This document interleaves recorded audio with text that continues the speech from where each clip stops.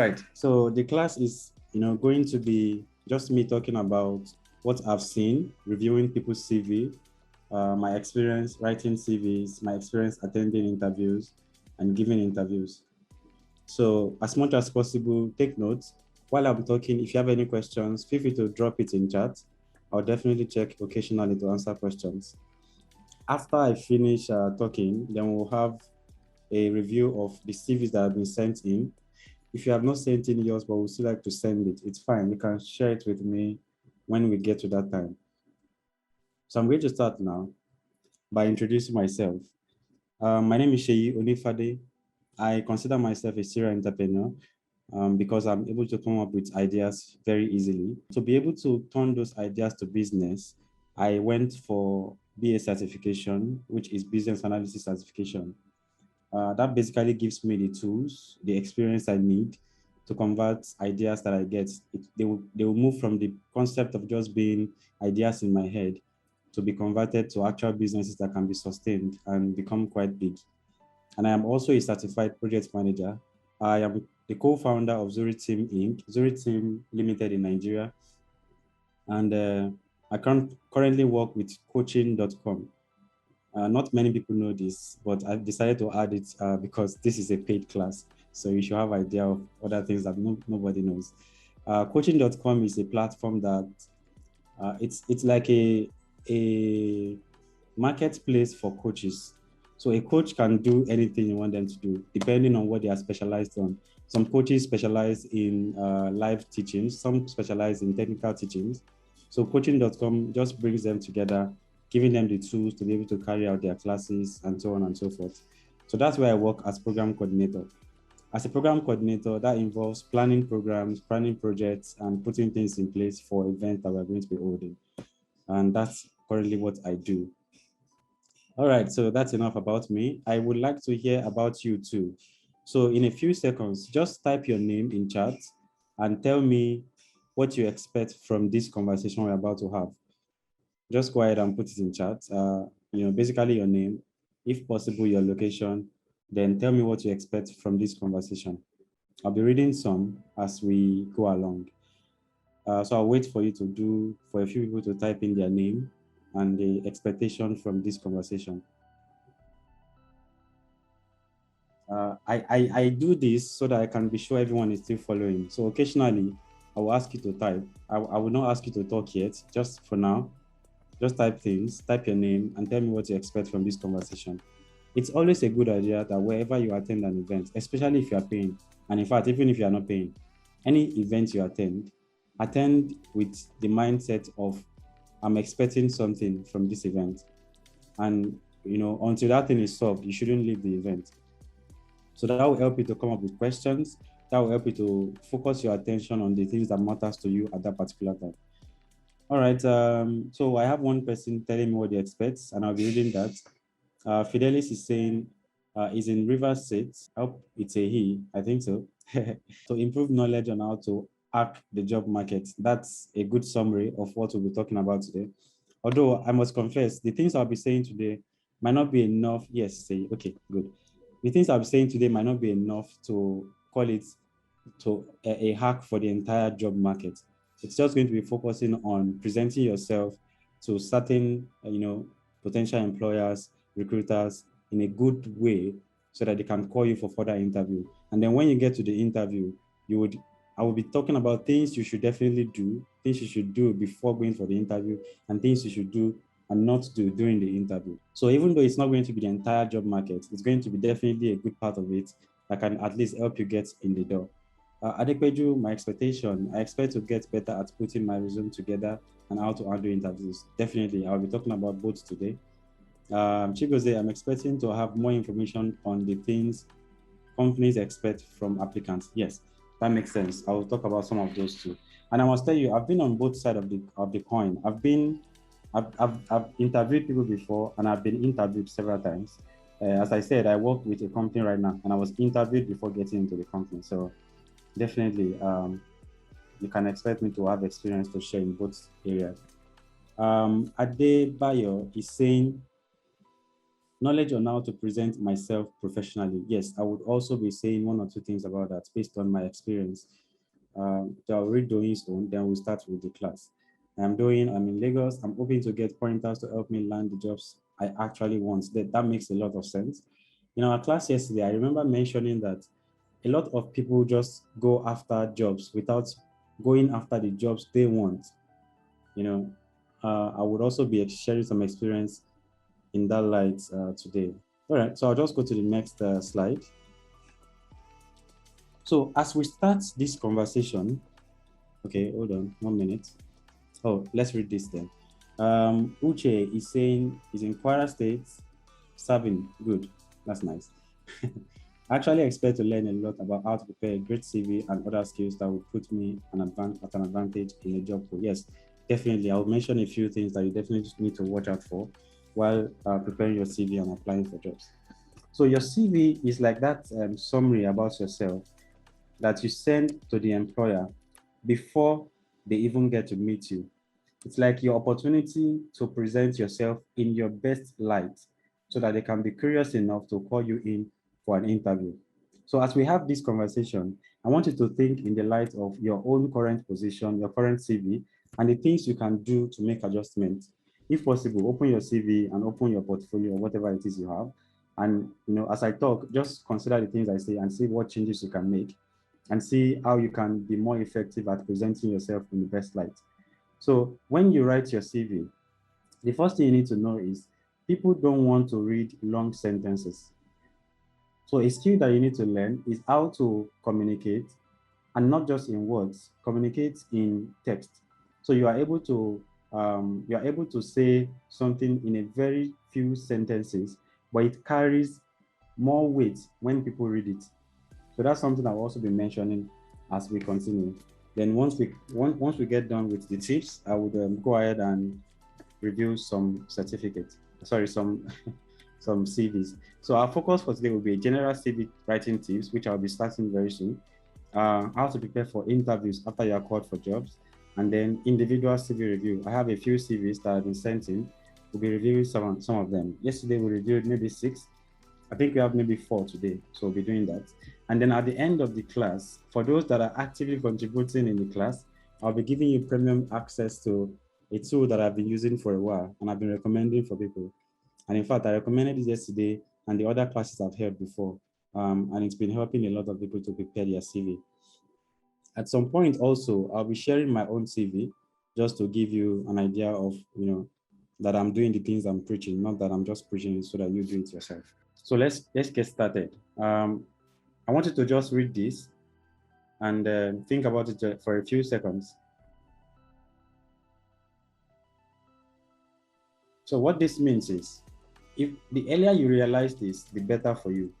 The earlier you realize that most people, especially when it comes to job hunting, they don't really care about you. They care about you as much as you are useful to them. That's how far it is they care about you. So when you write your CV, there are certain things you can put that would show them more that, yes, I am able to be relevant to you and your company. And there are certain things you will add, even though it looks very important to you, it is absolutely irrelevant to that person interviewing you, or that will probably be looking at your CV. For example, when I look at CVs, I don't really care how old you are. I don't care where you live. That's because most of my jobs are remote. I don't care where you live. I don't care what languages you speak, as long as you speak English. I also do not care if you are married or single. I don't care if you have children. Those are things that some people put in their CV. They just take space. They are absolutely irrelevant. I don't care what primary school you went, what secondary school you went. It is irrelevant for most of the CVs you would have to write. So when you write your CV, keep in mind that I need to show the aspect of me, the part of my life that would portray my importance and relevance to this company, and how I can bring in what I have done in the past to help them in their own company and to do even more for them. Okay, that's something I want every other person that attends this class to just accept from the beginning. When you attend, even when somebody does you a favor and invites you to come and join their company, most of the time it is not out of just the kindness of their hearts so that they can keep paying you. In fact, no reasonable business person will make business decision like that.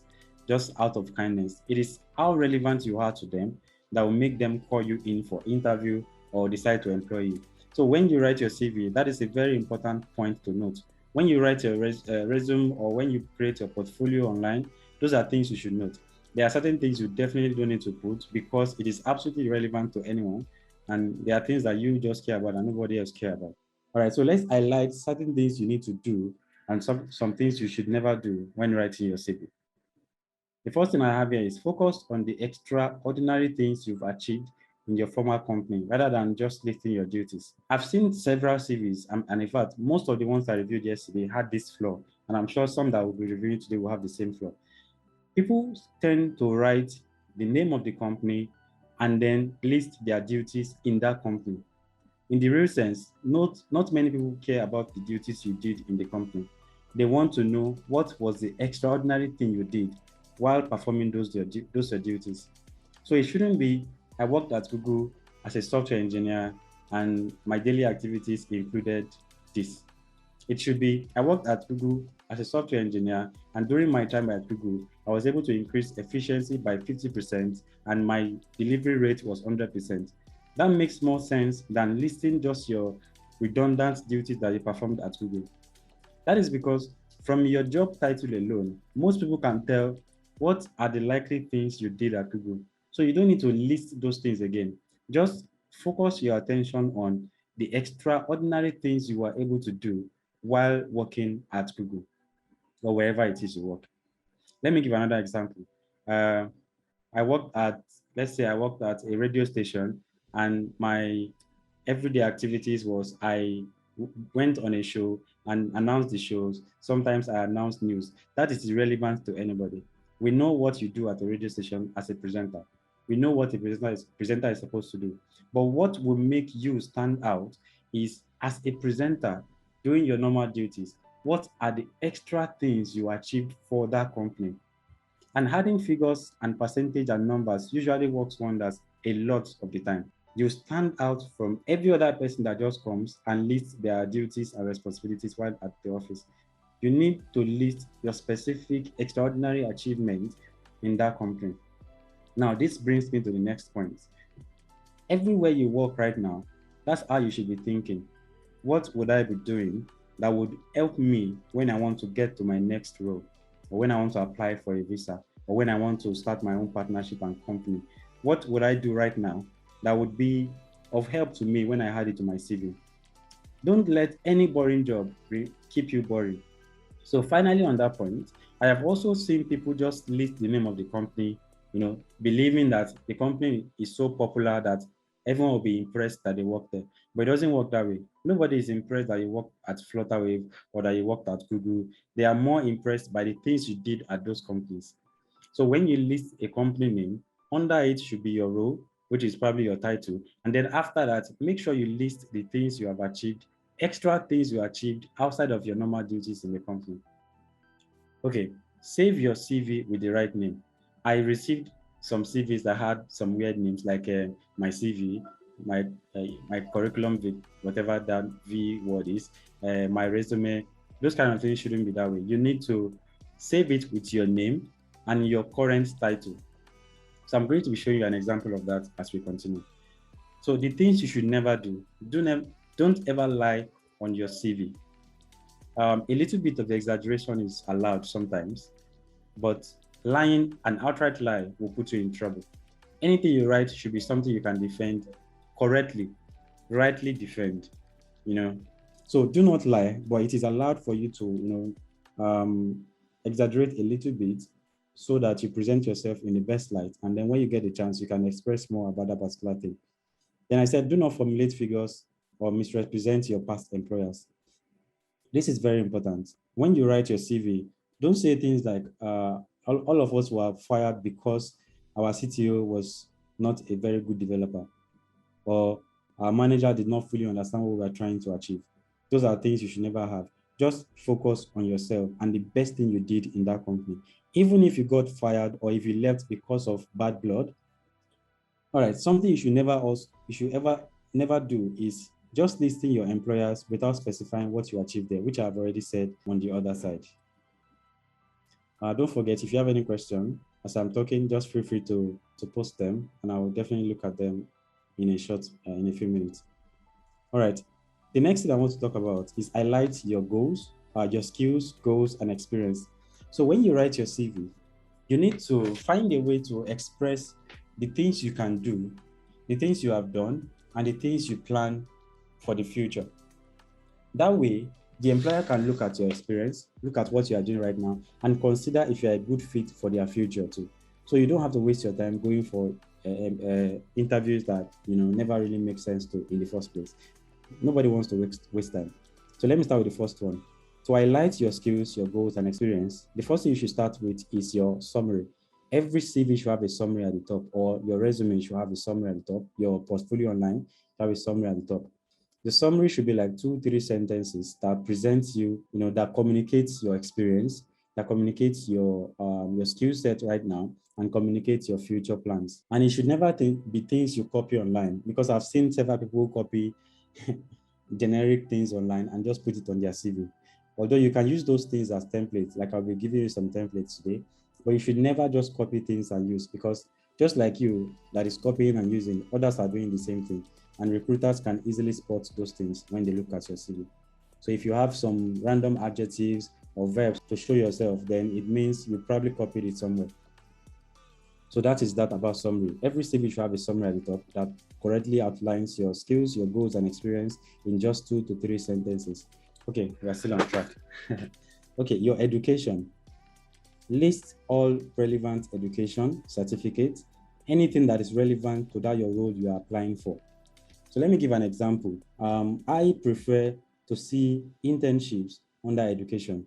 This is just me, but you can make your own decision. But I prefer to see internships under education. I prefer to see certificates that you've done before under education, especially if it is relevant to that role. The things you had under your education should be relevant, should show progression in the current role you are trying to apply for. I'll be highlighting this a little bit more later when I show you my own CV. Next thing, feel free to take courses specifically for that role. In fact, this is a very, I don't know if there is anything like green flag, opposite of red flag. It's a very green flag for me, because it means you are invested in that opportunity. It means you are interested. So if somebody says, oh, I didn't really know much about this, but I took a course before this interview, and I can tell you that I know blah, blah, and blah, blah about this, that already gives me an impression that this one is going to be good for my company. It's going to be quick to learn. He's going to be able to acknowledge the things he doesn't know and be willing to learn them. So that's something important too. So have those things under education and make sure it is showing progression. You don't want to have too many gaps in between your education too.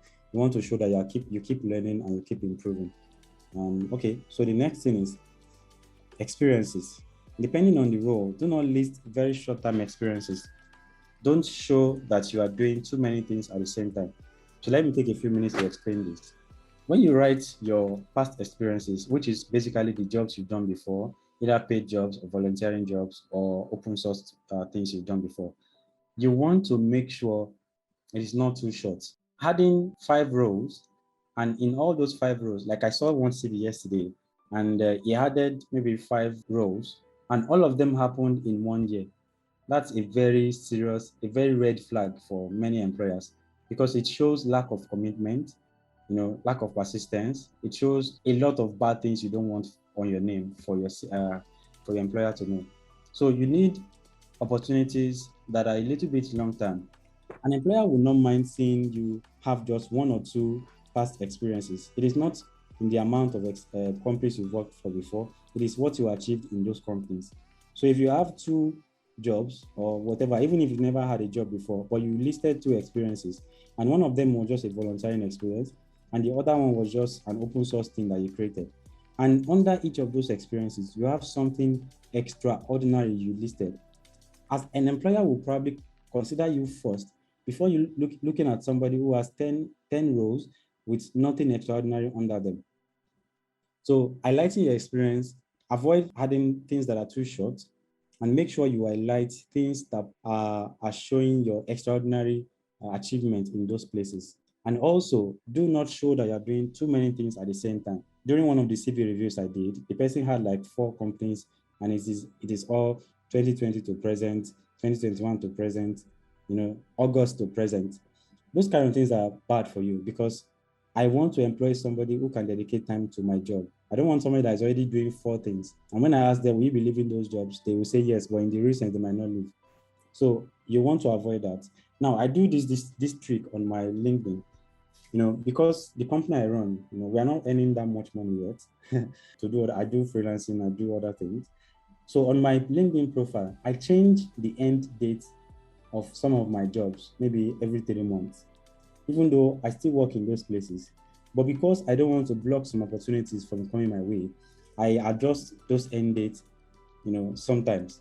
So that's something you want to watch. You don't want to appear like somebody that is doing too many things at the same time, because your employer would feel like you will not be able to dedicate enough time to their own jobs. Now, let me say this. Most of the things I'm saying, even though it applies to local companies, my attention is more on international companies because that's where the real work is. It's a little bit easier to get jobs locally. It's a lot harder to get jobs internationally. So my attention has been on international companies as I speak. All right. I'll be introducing you to a CV tool, like I said earlier. You'll get access to a lot of templates. If you decide to use a template that has a picture in it, please make sure you attach a professional picture. You don't want to attach a picture of you wearing hoodie with a very big headphone and, I don't know, sitting in front of the computer and coding. You don't want to do that. You want to attach something that, a smiling picture, just facing forward, looking professional. If either you wear a suit or not, just make sure you look professional. And again, like I said, I am focusing more on international companies. Now, why this is important is any company that employs you want to know how you would represent yourself on their behalf outside. They want to know that if we send this person to speak with a customer, or to have interaction with the board members, or to have a conversation with the shareholders, they can portray themselves as professional. They are not limited to just being coders alone. Having hoodie or headphones and all those kind of things only tells the employer you are limited to being a coder, in my opinion. So having a professional looking picture says, oh, see, I can be other things even though I'm a coder. So I'm able to grow in your company, even to the point of growing to be a CTO or leading your team, your entire team, or becoming a CEO of your company one day. It only helps you if you have a professional looking picture. Not any of those things that I reviewed a CV that has a person's eyes very large in front of the CV. That's not a good thing. It can be very discouraging for a lot of people. All right, that actually concludes the CV tips that I have. I'm checking if there are any questions. So far, I don't think there are any. So does anybody have any comments, any questions right now before I move on to the next thing, talking about preparing for interviews and what you should do to address some questions, how to prepare for them, and so on and so forth. Okay, we have 10 people on the call now. I think we are complete now. So I'll give you a few seconds to catch my breath while I check if you have any questions. Just type it in the chat and I will attend to them in 1 or 2 minutes. We'll take a little break now. So I'm going to start with this. When you are called, how to prepare for your interview. There are 3 core things I focus on when preparing for interview and when I talk to people about interview. Number 1 thing is you should know your CV. I will explain this. And please note that all of these things I have here is based on my personal experience. It's not like there is a school somewhere that teaches this or there is a formula somewhere. They are just things I came up with based on my personal experience. Know your CV, do some research, and be sincere. Those 3 things are very important. Let's start with the first one. You don't want to mix up dates, locations, or job titles listed on your CV. Many people, in many cases, apply for several jobs over a period of time, and they use different versions of their CV. So when a job calls them for interview, the job never really says that, oh, based on this particular CV that you submitted, we are calling you for an interview, and they don't attach that CV. They expect that you know the CV you sent to them and you're able to answer questions based on that CV. So this is what I mean by know your CV. When you apply for jobs, if you're applying for plenty jobs, keep track of what you send to them. Maybe copy yourself in the email or write it somewhere, but make sure you keep track of what you send to those companies. So it doesn't become a disadvantage to you when you get to the interview and they ask you, oh, based on this thing you wrote on your CV, can you tell us more about it? And you're there asking them, can you tell me what I wrote in my CV, please? I forgot it. You don't want that to happen to you. So you want to know your CV very well. You want to know dates, you want to know locations, and you want to know job titles. You also want to know the details under each job title so that if they ask you about it, you are able to answer without fumbling the question. So this is something you want to be careful. Now, and then after then, I learned to CC myself or BCC myself in applying for jobs so that at least I have a record of that thing I applied for. Okay. Now go over the specific CV you send to that employer and ensure you know it well. Finally, dress the part. Now, dress the part means you don't have to put on suit or tie, but at least put on something that can easily be considered casual. So wear a shirt and put it in your trouser and use a belt. Something like that should be fine. And for male anyway. I think female they don't have really have a problem with dressing. I think you can go anyhow you like, anyhow you are comfortable with. All right, research. Okay, do some research about the employer. You don't want to get there and they ask you, what do you know about us? And you're like, I don't know who you people are. I just want your money.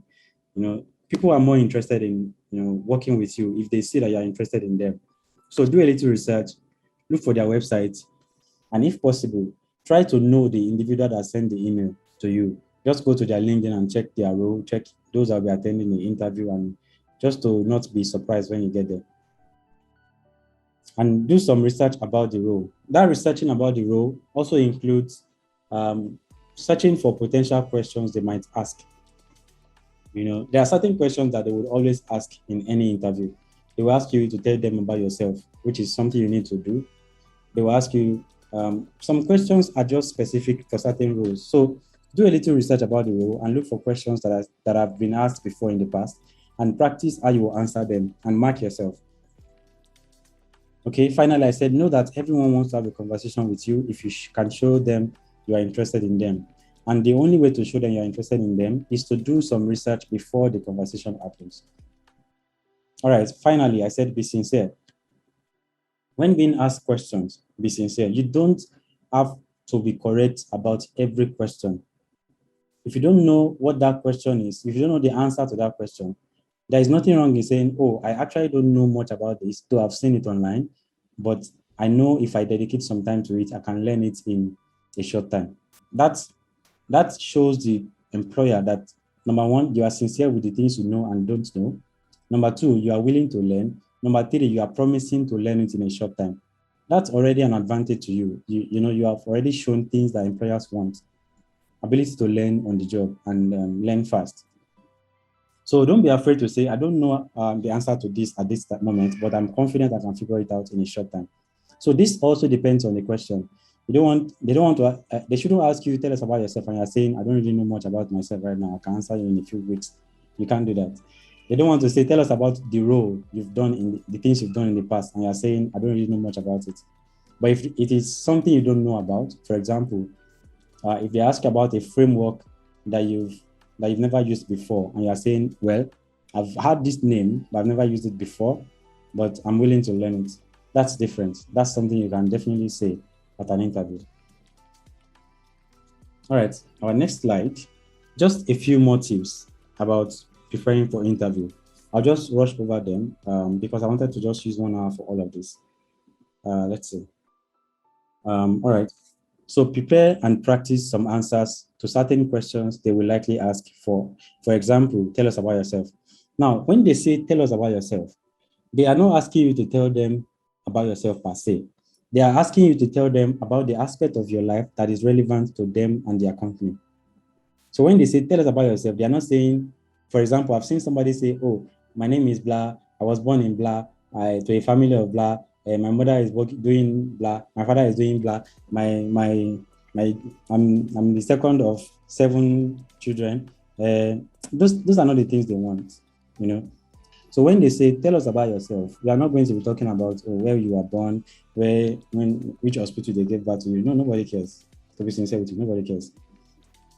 Now, after talking about my NYSC, then I tell them after NYSC, I founded a company, and then the company was able to go ahead to train blah blah amount of people in Africa. After leaving that company, I co-founded another company and continued my training career, which then led me to becoming certified program manager, and then I went for BA certification too. So myself in this regard was me highlighting my relevance to their company, and I talked about my past experience and then my relevance to the companies I've worked with before, and then it somehow shows them I can be relevant to them. Then to conclude, I tell them in the next few months, I intend to get more certifications, complete my MSc school, and then go ahead to start my PhD studies. So, and I've told them my past, I've told them the things I'm doing, and I'm telling them the things I intend to do in the next few months. It is now up to them to look at me and say, oh, this guy perfectly fits into our plans. Let's get him. So when they say, tell us about yourself, that's what they mean. Tell them the part of you that is relevant to them, their company, things that would help them to see you in as a valuable asset working with them. Okay. Number two, find out about the interviewer. I've said this before, but then I said avoid jokes. Jokes can be easily misunderstood. So avoid anything that can be easily misunderstood. Making jokes, either it's a light joke or a serious joke, jokes can be easily misunderstood. Don't try to be cute or charming. It can be easily misunderstood.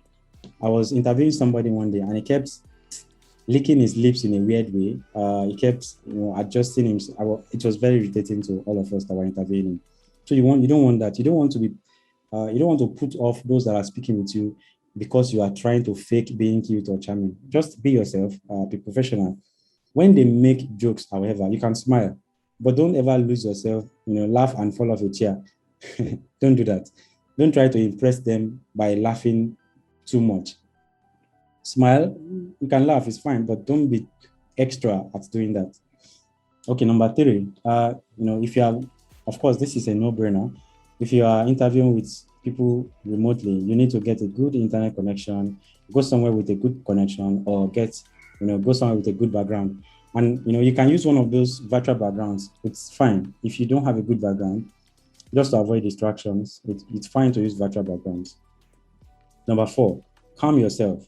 Show confidence. Even if you are not very confident, don't let it show. Now, confidence has to do with how comfortable you are with what you are saying. So let me give an example. There are some things I can teach, even if I never prepared for it, like what I'm doing right now. It took me a few minutes to prepare this entire slide because I've been doing it over and over again. So I already know what to say at every point. I can answer any question you might have to ask because I've been doing it over and over again. I am 100% confident that I can take this subject anywhere I go. The same thing with Python, the same thing with PHP, and some other languages that I write. Confidence has to do with how much you have practiced and how much you are comfortable doing that thing. So to be able to calm yourself would stem from the confidence you have. And to be able to get that confidence, you need to practice. So practice potential questions, answer those questions, and be comfortable with your answer. So that if those questions come, or if similar questions come, you will not panic. You will be calm and confident and collected and be able to answer those questions easily. So this confidence will only come based on practice. And to be able to calm yourself would also come based on that confidence. All right, number 5, listen before you answer. Do not interrupt your interviewer.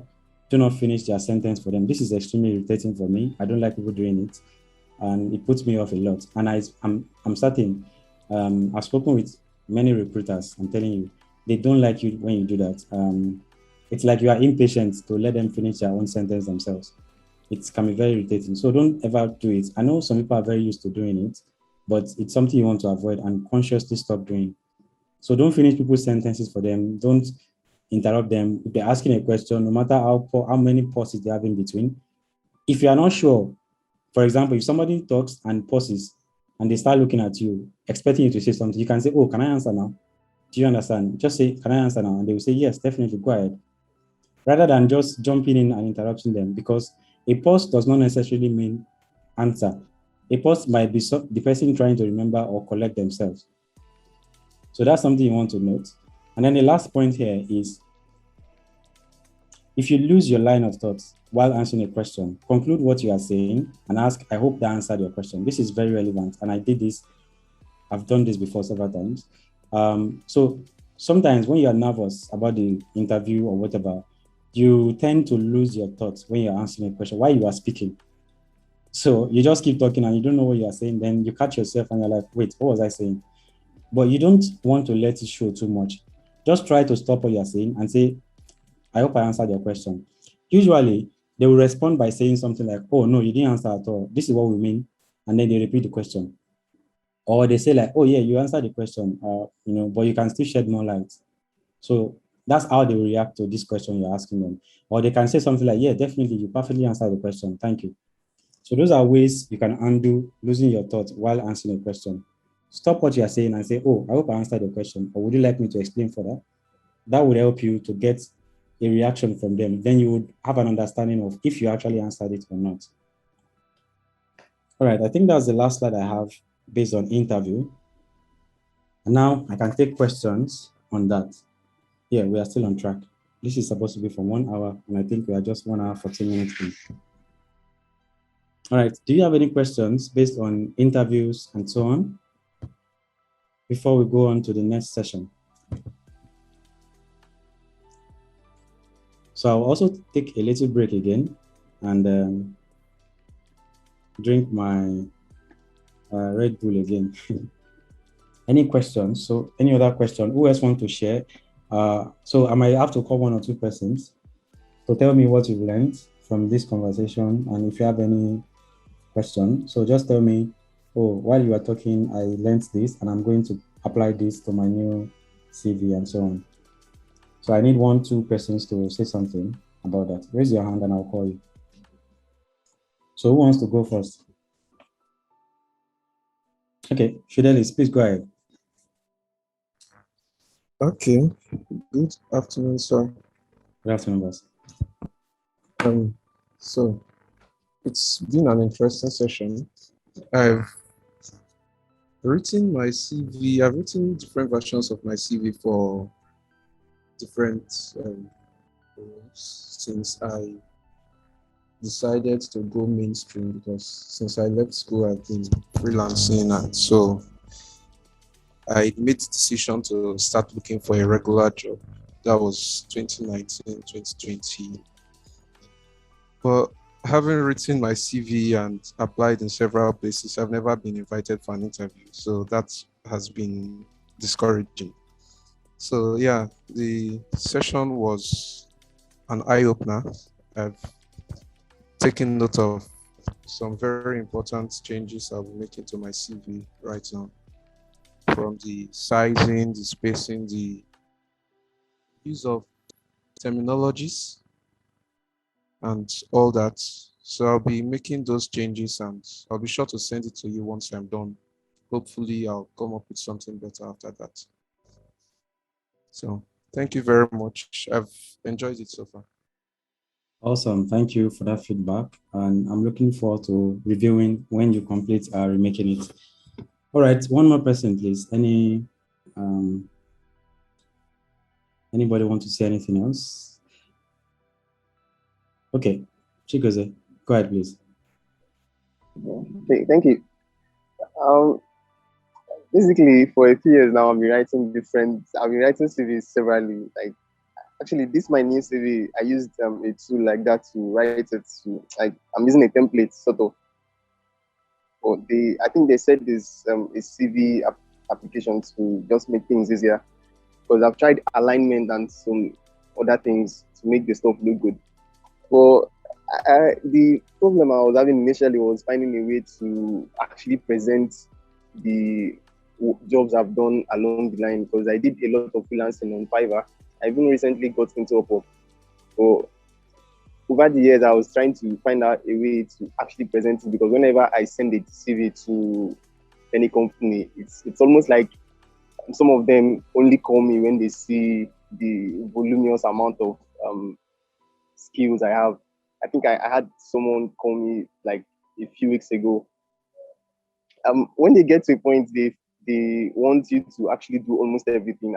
Actually did an interview with a company like last month. They actually started asking me whether I know how to design, and I'm very good with React, which is not actually still part of the skills I have written down. So I got confused over the years and started learning different things. It's not like really that I just take tutorial videos. Most of the skills I've like put over there actually, I've actually built some things with them. That was why I confidently put them there. Well, according to the classes, according to what you said today, I think I really need to cut down on things that I have there. Seriously. Thank you. I think I've learned a lot today, and I'm going to actually trim my CV a lot and actually be careful with the things I write and how I write them. Yeah, I'm happy to hear that.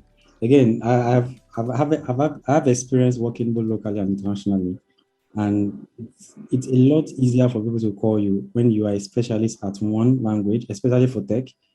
They know you can easily learn others, but they want to know you know one very, very well. So yeah, you can definitely trim down on things. And I don't encourage people to work at places that expect them to know everything. It's going to be bad for you.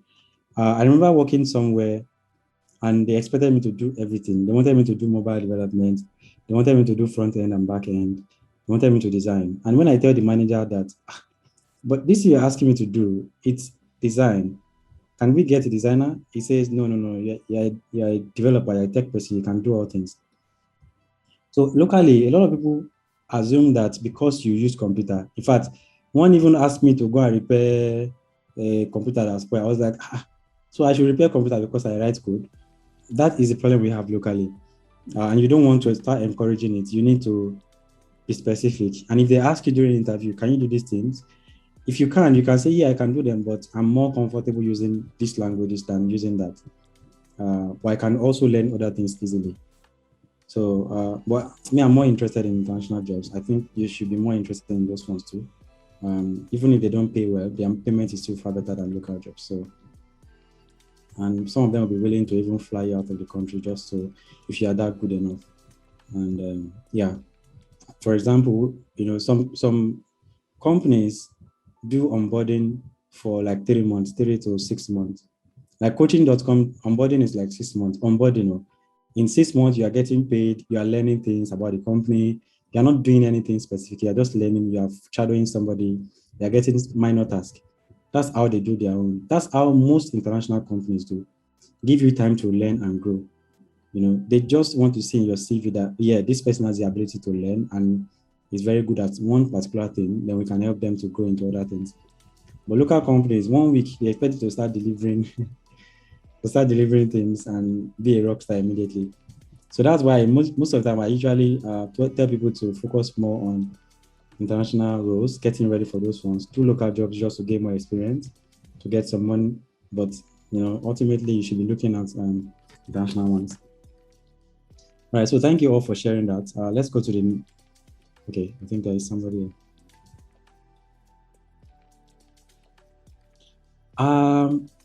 here. You can stand out in different ways. So number one, you need to find a way to stand out. So try and you can create a class. You can write tutorials, write articles on that language. I don't know if switching will even make things easier.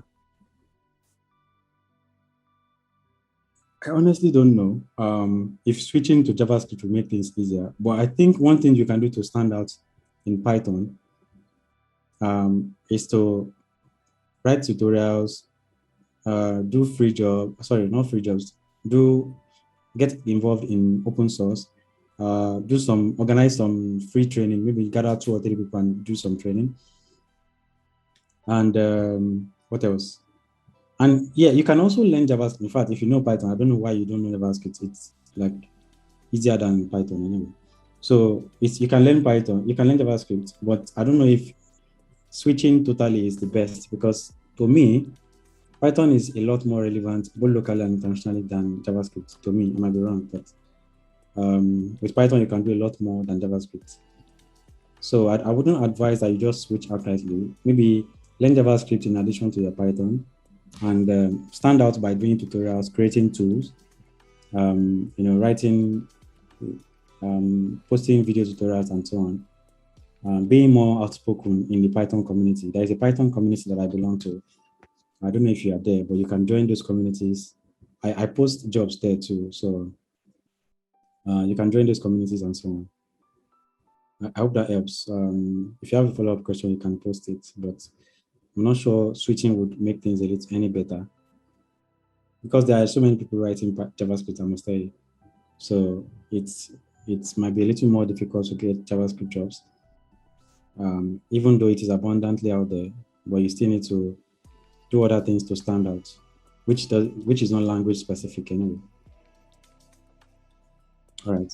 Any more questions regarding that before I move on? Okay, one more. All right. So I think that's all the questions I have. So I'll go to the last thing I have on my list for today. So I said I was going to introduce you to a tool I use for creating CVs, and I recommend it to a lot of people. The last class I had, I recommended it to the person and she used it and she got a job and she said, oh, thank you for inviting me to this tool. I would also be making it available for you. It has free and premium versions. So I'll be buying it for 1 month and giving you access. You can, let's just go to it now. So you see it. This is the address for the tool. Let me post that for you. I'll pay for 1 month. I'll share the login details with you. Then you can use that to create your improved CV. You get different versions. Let's go to, you get different templates, a lot of templates. See, this is the template I used, but all of them are extremely professional. And they use certain words that are already known by those tools, so it's easy for those tools to fetch out your details. I like this template a lot. So I usually ask people to use it or something like this or something like this. So I don't really like these ones that have these things on the side. I like this, I like this, I like this. So you can look at them and check different templates. They have thousands of templates. And sorry about the background barking noise. And they have cover letters too, which you can just use. Now, talking about cover letters, you might need to, I don't encourage you to just select one template and use. I think it would be good that you look at like 4 templates and select different parts of them, reward them, and use that, rather than just selecting a single template and use. So, and it's a lot difficult for people to write cover letter. This class is not about cover letter, but I'll probably be holding one about cover letters later. And they have, a lot of templates. They also have this that provide resources on how to write your resume properly, tips, and so on. So I'll be buying this for you and giving you access to it for 1 month. You can download it in PDF or doc file, so you can always edit it after downloading it. I will encourage you to download as a doc file anyway, so you can edit it later, in case the subscription expires. Okay, do you have any questions based on this tool that I'm showing you right now? Yes, I'll be giving everybody access to it. I'll send you an invite after this conversation. It might not be today because this is 5 p.m. already and I have another thing to attend to by 5:30. So it might be tomorrow, but we'll invite everybody that took part in this class to this platform. So you can use that to create your CV. Okay, any other question? All right, if there are no questions, that will be the end of our class. And again, thank you so much for joining. I am super grateful for having you here. Once you remake your CV, please send to me by email. I'll be happy to help you. If you have any questions about anything we've talked about or other things that you just feel like you want to ask for advice or help in any way, reach out to me via email or WhatsApp. I'll be super happy to help you. When you do get a job based on the CV review, I beg, share testimony so that I can add that to my success stories. So please, I'm sure you'll get, I've had people say here that, oh, I've been writing CV for a long time. I didn't get invited for interview. When they invite you for interview, please send me a message. Let me know that it worked, so I can use that. Thank you all so much for attending. I'm going to play music. This is what I do after every class. I play music and wait for you to exit the class. And if you have any question while the music is playing, please ask. Otherwise, I'll end the call when the music ends.